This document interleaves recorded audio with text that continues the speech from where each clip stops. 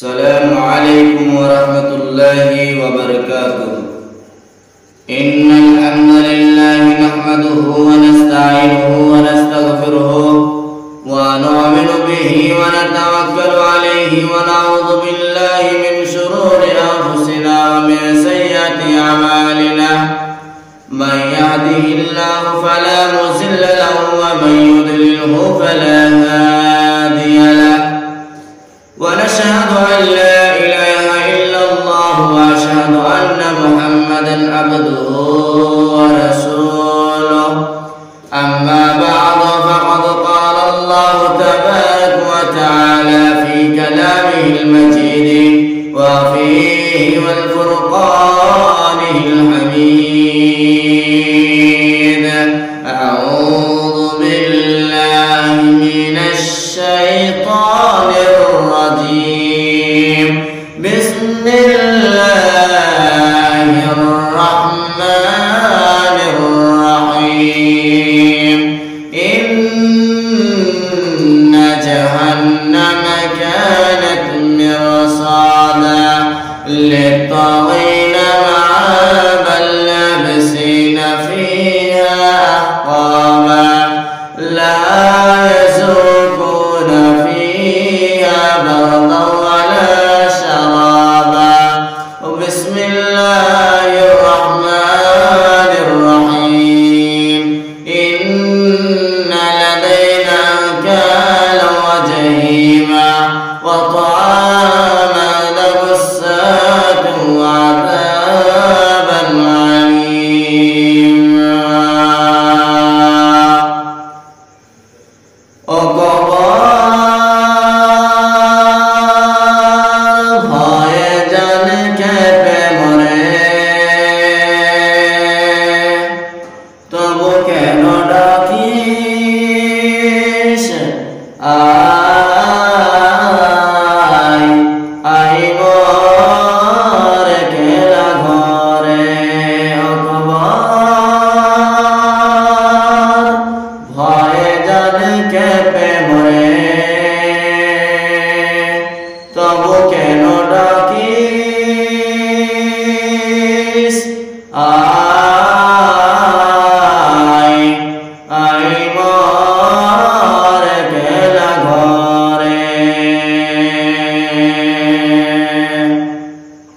যে তোর বাঁধনে বাঁধা পড়ে গেল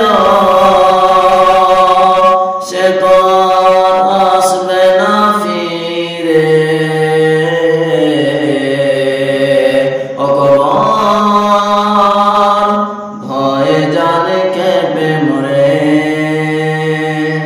তবু কেন ডাকিস আই মোর গেলা ঘরে। কেমন ঘরে থাকবার নাই যার জানালা গোপাল। কেমন ঘরে থাকবার নাই যার জানালা গোপাল। না ঢোকে আলো না ঢোকে বাতাস, নাচে আলো না ঢোকে বাতাস। এ প্রাণ সয়ে কি করে অকবর ভয়ে জানে কেঁপে মরে, তবু কেন ডাকিস আই মোর গেলা ঘরে। প্রেম প্রীতি ভালোবাসা তোর কাছে সব মিছে আশা। প্রেম প্রীতি ভালোবাসা তোর কাছে সব মিছে আশা। মায়া মমতা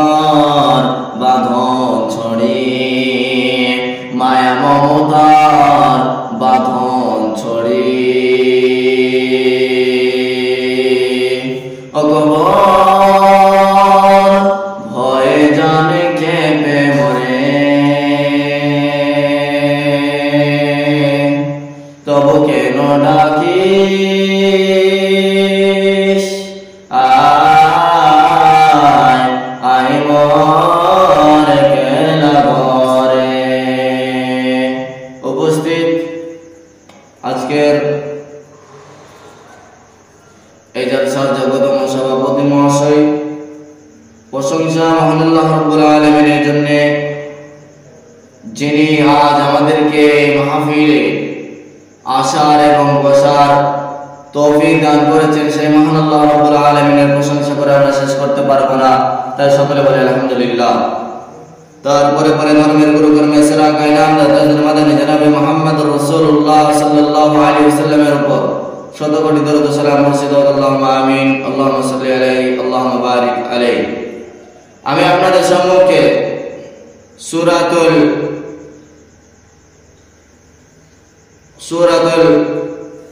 জিন থেকে একটা আয়াত পরিবেশন করেছি এবং সূরা নাবা থেকে দুপাশে আয়াত আমি আপনাদের সম্মুখে পরিবেশন করেছি। সেই আয়াতকে সম্মুখে রেখে আমি আপনাদের সম্মুখে জাহান্নাম এর বিবরণ সম্পর্কে কিছু বলবো বলে ইচ্ছা করেছি। আল্লাহ রাব্বুল আলামিন আমাকে তৌফিক দান করুন। ওয়া মা আলাইনা ইল্লাল বালাগ। আমি এই বিষয়টি নেওয়ার কারণ হচ্ছে যে আমাদেরকে একদিন মরতেই হবে, এই দুনিয়া ছেড়ে একদিন যেতেই হবে। আর যাওয়ার পরে যে আমরা কোন কোন স্থান আমাদেরকে পার করতে হবে, কোন কোন স্থানে আমাদেরকে যেতে হবে। আমরা পৃথিবীতে আছি, আমরা অনেক স্থানে যাই ভ্রমণ করার জন্য, কিন্তু আমরা এখানে ভ্রমণ করার জন্য এই পৃথিবীতে এসেছি। আমরা যে 60 বছর 70 বছর জীবন আল্লাহ রাব্বুল আলামিন আমাদেরকে দিয়েছেন এই ভ্রমণ করার জন্য। একজন মানুষ সফরে যায় 2 থেকে 3 দিন আবার চলে আসে, ঠিক তেমনি আমরা বাসিন্দা হচ্ছি কবরে। আমরা এই দুনিয়াতে এসেছি সফর করার জন্য। আমরা 60 থেকে 70 বছর থেকে আমরা এই দুনিয়া থেকে বিদায় নিয়ে নেব, কিন্তু 60 থেকে 70 বছর আমরা এখানে কিসের জন্য এসেছি? পরীক্ষার জন্য। আমরা যখন দেখবেন কোন বিদ্যালয়ে কোন ছেলেকে ভর্তি করা, আপনার ছেলেকে যদি কোনো বিদ্যালয়ে ভর্তি করা, তাই সেই ছেলেটি 2 থেকে 3 ঘন্টার জন্য পরীক্ষা দিতে যায়। তো সেই পরীক্ষায় কেমন পরীক্ষা দেয়, সেই 3 ঘন্টার মধ্যে সে কি পরীক্ষা দিল, কি লিখলো পরীক্ষায়, সেটি যাচাই করে তাদের মাস্টাররা এবং তাদের যে ফলাফল রেজাল্ট সেটা তাদের পরে দেওয়া হয়। ঠিক তেমনি যে আমরা এই পৃথিবীতে এসেছি, আমাদের পরীক্ষার সময় হচ্ছে 60 থেকে 70 বছর। এই পরীক্ষা আমরা দিতে এসেছি, পরীক্ষা দিয়ে আমরা কে কেমন রেজাল্ট করবো সেটা আমরা কিয়ামতের দিনে দেখতে পাবো। তাহলে আমরা যে পৃথিবীতে 60 থেকে 70 বছর আমরা পাচ্ছি, কিন্তু আমাদের কাছে এটা 60 থেকে 70 বছর, কিন্তু আখিরাতের তুলনায় এটা কত? আখিরাতের একদিন এই দুনিয়ার 50,000 বছরের সমান। আখিরাতের মাত্র একটা দিন এই দুনিয়ার 50,000 বছরের সমান। আপনি 50,000কে 24 দিয়ে ভাগ করে যা আসবে, ওইটাকে আবার 60 দিয়ে ভাগ করবেন, যতটুকু দাঁড়াবে আপনার 34 বছর 34 মিনিট কয়েক সেকেন্ড দাঁড়াবে। 34 মিনিট ওই দুনিয়ার 34 মিনিট এই বছর, মানে এই দুনিয়ার আমরা এই পার্থিব জীবনের 34 বছর ওই দুনিয়ার মাত্র 1 মিনিট। তাহলে আমরা যে 60 থেকে 70 বছর আছি, ওই দুনিয়ার তুলনায় আমরা মাত্র 2 থেকে 2.5 মিনিট এই দুনিয়াতে এসেছি পরীক্ষার জন্য। আল্লাহ রাব্বুল আলামিন আমাদেরকে পাঠিয়েছেন পরীক্ষার জন্য। তাহলে আল্লাহ রাব্বুল আলামিন যে আমাদেরকে দুনিয়াতে পাঠালেন পরীক্ষার জন্য। একজন পরীক্ষার্থীকে আপনি জিজ্ঞেস করবেন যে পরীক্ষা দেয়, যারা মাধ্যমিক পরীক্ষা দিচ্ছে এখন, তাদেরকে জিজ্ঞাসা করবেন যে মাধ্যমিক পরীক্ষা দিতে যে থরথর করে হাত কেঁপে যায় শুধু পরীক্ষার জন্য, তার একটা টেনশন থাকে। কিন্তু আল্লাহ রাব্বুল আলামিন আমাদেরকে দুনিয়াতে শুধু পরীক্ষার জন্য পাঠিয়েছেন, তো আমরা এতটুকু পরীক্ষার জন্য ভয় করি না, প্রিপারেশন পর্যন্ত নিই না, যে আমরা কি রেজাল্ট করবো সেই রকম আমরা মোতাবেক আমরা প্রিপারেশন নিই না। আল্লাহ রাব্বুল আলামিন তিনি বলছেন যে আমি তোমাদেরকে দুনিয়াতে পাঠিয়েছি বা তোমাদেরকে সৃষ্টি করেছি শুধু আমার ইবাদত করার জন্য, আমার গোলামি করার জন্য, আমার হুকুম মানার জন্য। আল্লাহ রাব্বুল আলামিন তিনি বলছেন ওয়া মা খালাকতুল জিন্না ওয়াল ইনসা ইল্লা লিয়াবুদুন, আমি শুধু মানুষকে এবং জিনজাতিকে সৃষ্টি করেছি শুধু আমার ইবাদত করার জন্য। আল্লাহ রাব্বুল আলামিন তিনি নিজে বলেন আমার ইবাদত করার জন্য মানুষকে এবং জিনজাতিকে সৃষ্টি করেছি।